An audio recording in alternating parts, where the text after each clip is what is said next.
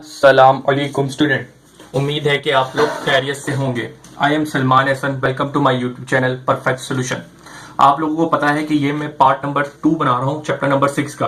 इसके अंदर आपको पता है कि पास पेपर के एमसीक्यू सोल्व कराऊंगा। ठीक है, चैप्टर नंबर 6 एंटी डेरिवेटिव पास पेपर एमसीक्यूज 2019 से लेकर 2010 तक। ठीक है, ये आपके पास पेपर है। जो जोन से एमसीक्यूज के आगे ये एरो लगा हुआ है वो आपके चैप्टर नंबर 6 के अंदर आए हो। तो आपको सबसे पहले ये वाली बात पता होनी चाहिए। ठीक है, जैसे ये चैप्टर एमसीक्यूज नंबर 10 है तो इसके ये एरो लगा हुआ है ब्लैक मार्कर से, तो ये कौन सा चैप्टर का होगा? चैप्टर नंबर 6 का होगा, यानी कि एंटी डेरिवेटिव का। ठीक है, और दूसरी बात ये कि आपको मैंने पिछली वीडियो के अंदर बेसिक फार्मूले और रूल्स बता दिए थे, तो लिहाजा आप वो वीडियो देख लें और उसको समझ लें ताकि आपको ये एमसीक्यूज समझने में ज्यादा आसानी हो। ठीक है बेटा, चलें जी स्टार्ट करते हैं।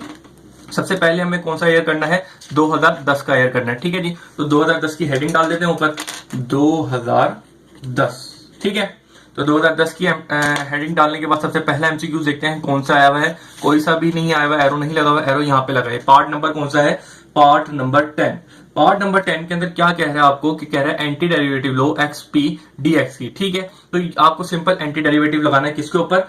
एक्सपोनेंट पी के ऊपर। ठीक है, ओवर डी क्या लिखा हुआ है? dx लिखा है, सिंपल। तो आपको एंटी डेरिवेटिव का बेसिक रूल पता है कि पावर के अंदर एक जमा कर देते हैं और वही जो चीज उसमें पावर में होती है वो डिनोमिनेटर के अंदर आ जाती है, सिंपल। और प्लस सी, तो आपका जो आंसर होगा वो ये होगा। तो जरा देख लें आपका आंसर क्या लगा। ये लिखा हुआ है p+1 डिवाइड बाय p+1 और प्लस सी, तो this is our right answer. ठीक है, आपने इसको टिक कर देना है।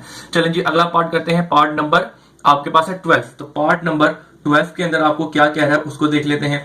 पार्ट नंबर 12 में कह रहा है कि एंटी डेरिवेटिव लो the function of the n and dx। Basically इसके ऊपर भी एंटी डेरिवेटिव ही लेना है। ठीक है, लेकिन यहाँ पे एक जनरल सी फॉर्म लिख दिया। तो आपको क्या पता है कि बेसिकली यहाँ पे जो फॉर्म बनेगी वो ये बनेगी कि f ऑफ x है। ठीक है, इसके ऊपर क्या करेंगे? पावर के अंदर n दी हुई उसके अंदर +1 कर देंगे और वो ही डिवाइड में कर देंगे, यानी कि n+1, सिंपल। ठीक है, इधर पावर को n दी थी और प्लस सी कर देंगे, तो आपका जो आंसर बनेगा this is our right answer. तो जरा देख ले, पावर के अंदर +1 करना था और वो माइनस कर दिया, ये रहा, ये इन्होंने टिक किया हुआ। ठीक है, पावर के अंदर +1 किया, वो डिवाइड में कर दिया और प्लस सी, आपने इसको टिक कर देना। ठीक है बेटा, ये आंसर आपका होगा। चलें जी अब अगला कौन सा दिया? Part number 13।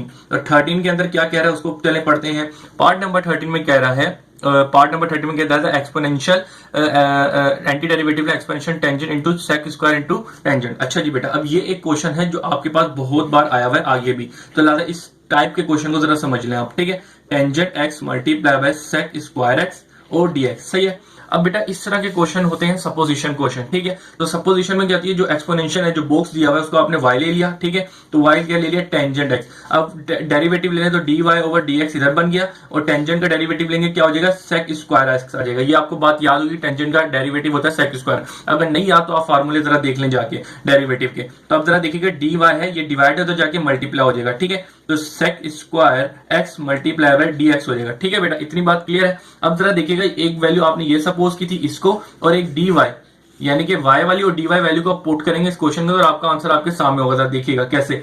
सबसे पहले एंटी डेरिवेटिव था, जरा देखें, एक्सपोनेंशियल था, एक्सपोनेंशियल टेंजेंट किसके बराबर है? टेंजेंट है y के बराबर, तो आपने y ले लिया, सिंपल। अब जरा आगे देखिएगा, आगे क्या लिखा है? Sec square x multiply by dx। तो sec square x multiply by dx इसके बराबर है dy के बराबर है, तो आपने dy लिख दिया, सिंपल। अब आप यहाँ पे एक्सपोनेंशियल का रूल लगा लें। एक्सपोनेंशियल का रूल क्या था कि भाई जो एक्सपोनेंशियल का एंटी डेरिवेटिव भी एक्सपोनेंशियल ही होता है, simple. This is our right answer और प्लस सी आ जाएगा। लेकिन आपको पता है कि आपने y क्या सपोज किया था? y सपोज किया था y बराबर टेंजेंट x के, तो लिहाजा ये किसके बराबर हो जाएगा?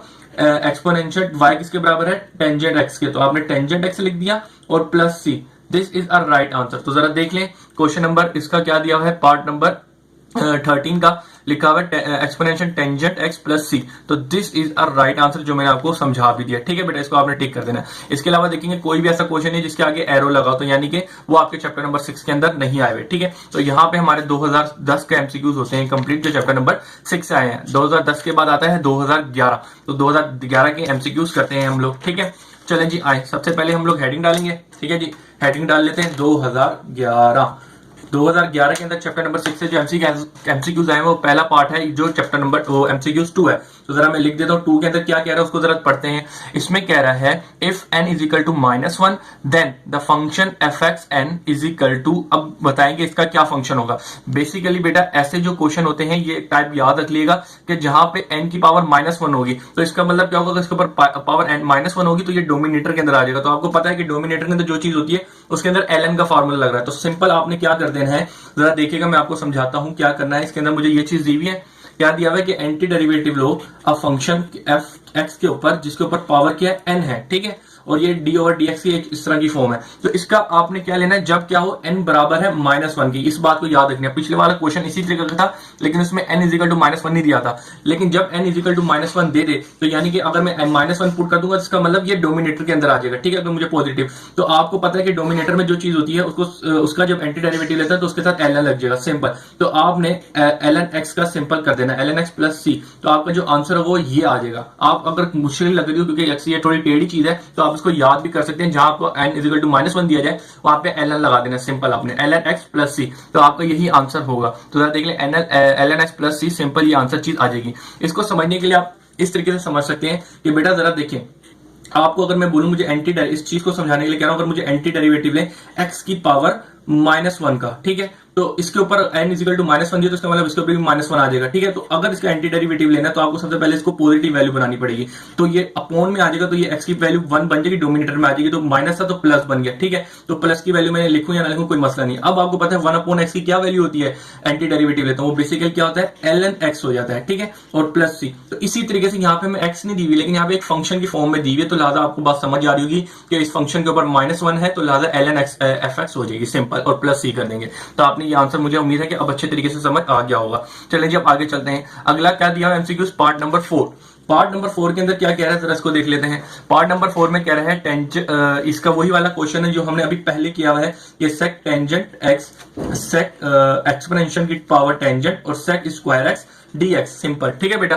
तो इसके ऊपर क्या लेना है, इसका अभी मैंने आपको बिल्कुल डिटेल के अंदर पूरा क्वेश्चन समझाया तो आपको पता था इसका आंसर क्या आ रहा था, exponential tangent x plus c, तो ये आपका आंसर आ रहा है। तो आप इसको डायरेक्ट टिक कर दें, यही लिखा हुआ है टेंजेंट, क्योंकि मैंने पिछले में समझा दिया, ज्यादा टाइम जाया नहीं करते। चलिए अब आगे चलते हैं। और आपका अच्छा ये एक क्वेश्चन आया है पार्ट नंबर 20, उसको भी देख लेते हैं। चलिए पार्ट नंबर 20 आया हुआ है, इसमें क्या कह रहा है जरा देखें, एंटी डेरिवेटिव ऑफ साइन 30, ठीक है, और dx, ठीक है। अब आपने इसका एंटी डेरिवेटिव लेना है, तो बेटा ये बात याद रखना कि आप सबसे पहले क्या करेंगे, साइन का वो निकालेंगे, आप निकालेंगे साइन का एंगल, साइन 30 निकालेंगे, वो बेसिकली आता है 0.5, ठीक है। अब आप इस नंबर का एंटी डेरिवेटिव लेंगे, तो आपको पता है किसी भी कांस्टेंट नंबर का एंटी डेरिवेटिव लें तो उसके साथ x मल्टीप्लाई होता है और प्लस c आ जाता है, सिंपल। तो this is a right answer आपका, ठीक है बेटा। तो चलें जी आप देख लें कौन सा आंसर लिखा हुआ है। अच्छा तो आप देखेंगे यही इन्होंने आंसर टिक किया हुआ है, this is a right answer, ठीक है बेटा। चलें जी अब आगे चलते हैं। उम्मीद है कि क्वेश्चन नंबर 2011 के भी सारे एमसीक्यूज हो गए और समझ आ गए होंगे। अब 2011 के बाद आता है 2012, तो 2012 के एमसीक्यूज करते हैं। चलें जी नया पेज ले लिया, हेडिंग डाल लेते हैं 2012 की, ठीक है जी। 2012 में सबसे पहला जो एमसीक्यूज आया वो कौन सा आया हुआ है, पार्ट नंबर 8 आया हुआ है। तो पार्ट नंबर 8 के अंदर मुझे क्या कह रहा है वो पढ़ लेते हैं ताकि हमें आसानी हो, ठीक है। तो पार्ट नंबर 8 के अंदर डीवी है एक्सपोनेंशियल की power sine into cos dx, ठीक है। ये बताओ, तो बेटा ये भी इस पिछले टाइप का क्वेश्चन है लेकिन यहाँ पे वैल्यू थोड़ी आपको चेंज दी है, तो कोई मसला नहीं है, आपको ये भी मैं करके दिखा दूं ताकि आपको कोई चीज मुश्किल ना लगे। ये कोस डीएक्स है, ठीक है। तो आपने क्या करना है, जो एक्सपोनेंशियल की पावर होती है उसको y सपोज कर लें, ठीक है। तो मैंने साइन को ले लिया y, अब इसके ऊपर डेरिवेटिव ले, तो dy ओवर dx, सिंपल। तो साइन का डेरिवेटिव क्या होता है, कोस x, सिंपल। अब आपने क्या किया, dy इधर ही रहने दिया, ये डिवाइड हो रहा है, मल्टीप्लाई कर दिया dx को कोस x से, तो सिंपल ये dx हो जाएगा, ठीक है। तो जरा देखिएगा ये y की वैल्यू और ये dx की वैल्यू आप क्वेश्चन के अंदर पुट करते हैं और आपका आंसर आ जाता है। जरा देखिए कैसे आएगा, आप जरा देखिएगा, एक्सपोनेंशियल रहेगा, साइन किसके बराबर लिया था, y के बराबर, तो ये y आ गया। कोस x dx किसके बराबर है, कोस x dx किसके बराबर है, dy के, तो सिंपल ये dy हो गया। अब आप यहाँ पे फार्मूला लगा दें कि एक्सपोनेंशियल का एंटी डेरिवेटिव क्या होता है, एक्सपोनेंशियल ही होता है, ठीक है, और प्लस ही आएगा। अब आप क्या करेंगे, y किसके बराबर था, साइन के बराबर था, तो फिलहाल आप एक्सपोनेंशियल साइन कर देंगे, साइन x प्लस c, तो आपका जो फाइनल आंसर जो माना जाएगा वो ये माना जाएगा। तो जरा देख लें, यही टिक किया हुआ है आपने, तो देख लें हमने पार्ट नंबर 8 किया था, उसमें जरा देखें, हाँ जी ये रहा, तो देखें बिल्कुल यही आंसर दिया हुआ है, तो this is a right answer. Okay चलें आगे चलते हैं, अगला देखते हैं पार्ट नंबर कौन सा दिया हुआ है, ये, तो इसको भी जरा समझते हैं।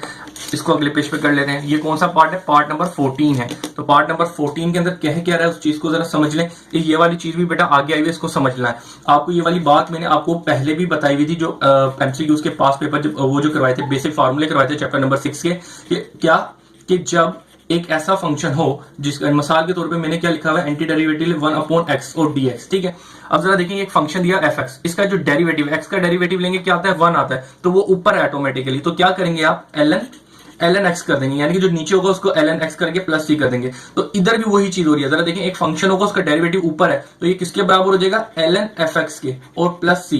तो ये फार्मूला इसके बराबर रहेगा। इसको भी आप याद कर लें और समझने में आप इस तरीके से समझेंगे। डोमिनेटर में जो चीज होगी उसका डेरिवेटिव ऊपर होगा, तो आपने सिंपल उसको ln कर देना, और जो डोमिनेटर के अंदर चीज होगी उसको कर देना। तो डोमिनेटर में fx था तो fx यहाँ पे कर दिया ln, और इसी डोमिनेटर में x था तो आपने ln x कर दिया, सिंपल। और प्लस c प्लस लिखता है कौन एंटी डेरिवेटिव में। तो लिहाजा आपका जो आंसर बनेगा, this is a right answer. तो आप टिक कर दें। तो जरा देखें, ln fx प्लस c, तो आपको यही आंसर टिक किया हुआ है, और उम्मीद है कि समझ भी आ गया होगा। चलिए जी, और कोई क्वेश्चन नहीं जो एंटी डेरिवेटिव का आया हो 2012 के अंदर। आगे चलते हैं 2013। तो 2013 की हेडिंग डाल लेते हैं सबसे पहले।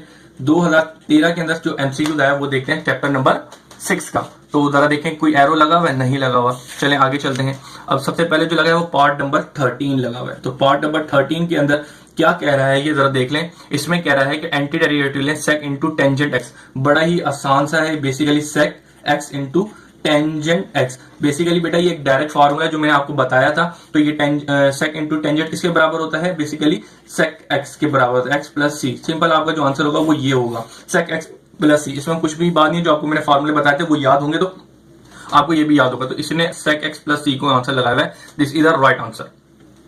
चलें आगे चलते हैं पार्ट नंबर 17। पार्ट नंबर 17 के अंदर क्या कह रहा है? पार्ट नंबर 17 के अंदर कह रहा है कि एंटी डेरिवेटिव लो एक्सपोनेंशियल एक्स का। तो बड़ा ही आसान है, डायरेक्ट फार्मूला एक्सपोनेंशियल का एंटी डेरिवेटिव एक्सपोनेंशियल ही होता है। This is a right answer. तो आपने इसको टिक कर देना है। तो एक्सपोनेंशियल का लिखा हुआ है, ये लिखा हुआ, ठीक है। एक्सपोनेंशियल प्लस सी, ये राइट आंसर है, ठीक है। चलें जी, उम्मीद है ये भी चीज क्लियर होगी। इसके अलावा और कोई भी चीज जो है एंटी डेरिवेटिव के चैप्टर से नहीं आई हुई। 2013 यहाँ पे कंप्लीट होता है। अब हम आते हैं 2014 पे। तो 2014 के अंदर जो एमसीक्यूज आए हैं उसको हम नए पेज पे करते हैं यहाँ पे, ठीक है। चलें जी, सबसे पहले हेडिंग डालेंगे 2014, ठीक है जी। अब देखते हैं, सबसे पहला एमसीक्यूज है पार्ट नंबर 3। एमसीक्यूज नंबर 3 जो है आपका आया हुआ है 2014 का। तो उसमें क्या कह रहा है? Anti derivative of exponential 3x। तो जरा देख लें, इसमें कह रहा है 3x का एक्सपोनेंशियल हो। यहाँ पे बेसिकली जो लगेगा एक्सपोनेंशियल का बॉक्स का फार्मूला लगेगा। तो आपको पता है एक्सपोनेंशियल का जो एंटी डेरिवेटिव होता है एक्सपोनेंशियल ही होता है, ठीक है। लेकिन आपको पता है यहाँ से x से बढ़ के वैल्यू दी है, तो लिहाजा उसका जो डेरिवेटिव होगा वो डिवाइड हो जाएगा। तो लिहाजा 3x है तो 3x का डेरिवेटिव डिवाइड कर दिया, सिंपल। तो ये बराबर हो जाएगा 3x डिवाइडेड बाय, आप जरा 3x का डेरिवेटिव लें, x 1 हो जाएगा और 3 बच जाएगा, सिंपल। तो और प्लस सी आएगा, यहाँ पे भी प्लस सी आएगा। तो सिंपल आपका जो आंसर होगा वो ये होगा। तो जरा देख लें, यही आंसर दिया हुआ है। हाँ, एक्सपोनेंशियल 3x अपॉन 3 और प्लस सी। सिंपल सी बात है कि इसका जो बॉक्स का फार्मूला लग रहा है, यानी कि जो बॉक्स बना उसका डेरिवेटिव डिवाइड करना, तो ये आपका आंसर आ जाएगा, यही आंसर है, ठीक है। चलिए जी, अगला पार्ट ये है पार्ट नंबर 6। तो पार्ट नंबर 6 के अंदर क्या कह रहा है उसको जरा देख लें। पार्ट नंबर 6 के अंदर बेसिकली वही वाला फार्मूला लग रहा है कि एक्सपोनेंशियल दिया हुआ है ax, ठीक है, और dx। अब इसका एंटी डेरिवेटिव है। तो आपको सबसे पहली बात पता है कि एक्सपोनेंशियल ही रहेगा, लेकिन जब आपने देखा कि इसमें x से बढ़ के वैल्यू यानी कि ax है, तो लिहाजा उसका डेरिवेटिव उससे क्या कर देंगे? डिवाइड कर देंगे। तो लिहाजा वही काम मैं करूंगा, ax और यहाँ पे प्लस सी आ जाएगा। अब आप जरा आगे चलते हैं, ax एक्सपोनेंशियल ax ही रहेगा, और डोमिनेटर में आ जाए क्या? a बेसिकली कॉन्स्टेंट नंबर है, तो x कितना हो जाएगा? 1। तो 1 को मैंने a से मल्टीप्लाई किया, तो सिंपल मेरे पास a ही बचेगा, और प्लस c का c। तो आपका जो आंसर होगा, दिस इज द आंसर। जिस तरह ऊपर किया वैसे यहाँ पे भी यही चीज लग रही है। तो आपका ये आंसर बनेगा exponential ax upon a plus c। This is a right answer. Okay बेटा, चलें जी, अब अगला करते हैं। अगले क्वेश्चन में क्या है? Part number 8। पार्ट नंबर 8 में भी बड़ा ही आसान लॉजिक लग रहा है, आपको मैं समझा देता हूं। अगर आप इसको किस तरीके से करेंगे, 2 तरीके इसको करने के, ठीक है। आपकी मर्जी, आप जिसकी मर्जी तरीके से कर लें। इसमें एक तरीका है कि आपने क्या किया, जो बड़ी चीज है x प्लस एक्स स्क्वायर, इसको y ले लिया, फिर सपोजिशन के मेथड से कर दिया, ठीक है बेटा। लेकिन इसका एक और तरीका भी है, क्या कि आप जरा देखेंगे कि डोमिनेटर का डेरिवेटिव लें। डोमिनेटर का अगर डेरिवेटिव लेंगे तो ये 0 हो जाएगा, और प्लस अगर इसका लेंगे 2x हो जाएगा। तो लिहाजा फाइनल 0 को मैंने इसका 2x के अंदर किया तो 2x आ गया। तो जरा देखें, जो डोमिनेटर के अंदर है उसका डेरिवेटिव ऊपर है, तो लिहाजा आपको पता है ये क्या हो जाएगा? ln, जो डोमिनेटर के अंदर वो ln के अंदर आ जाएगा। तो 1 प्लस एक्स स्क्वायर प्लस सी, सिंपल। एक ये वाला फार्मूला भी लग सकता है, और इसके अलावा सपोजिशन की जो चीज थी उस तरीके से भी आप कर सकते सकते हैं, यानी कि इसको आप y ले लें, इसके ऊपर डेरिवेटिव लें और यहाँ से वैल्यू निकालेंगे, वो आपको यकीनन आता होगा। तो ये चीज आप देख लें, दोनों तरीकों से हो सकता है। आप सपोजिशन के मेथड से करें तो कर लिएगा, वरना ये इस तरीके से भी आ सकता है। तो देख लिया आपका आंसर यही आ रहा है। तो आप जरा देख लेते हैं पार्ट नंबर हमने क्या था। तो ये रहा ln 1 plus x square plus सी, तो मैंने यही निकाला ln 1 plus x square plus सी। तो आपने इसको टिक कर देना है, ठीक है जी। तो मैं इसको क्या करता हूं, ये रहा, टिक कर देता हूं, ठीक है बेटा, this is the right answer. चलें जी बेटा, उम्मीद है कि ये 2014 तक के आपको समझ आ गए होंगे। वीडियो अच्छी खासी लंबी बन रही है, तो इंशाल्लाह जो आगे के पास्ट पेपर आएंगे वो अगले पार्ट में कराता हूं। अल्लाह हाफिज।